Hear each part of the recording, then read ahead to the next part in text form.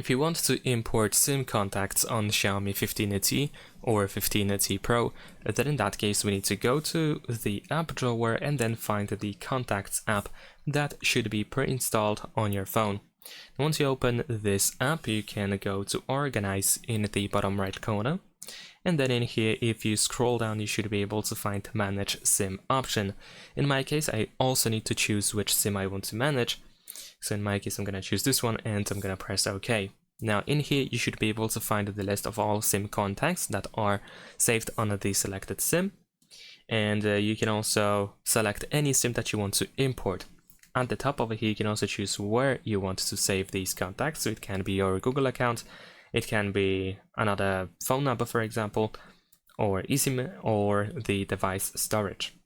So once you select every contact that should be imported, in the upper right corner you will find the import button, which of course you need to use in order to finalize this process.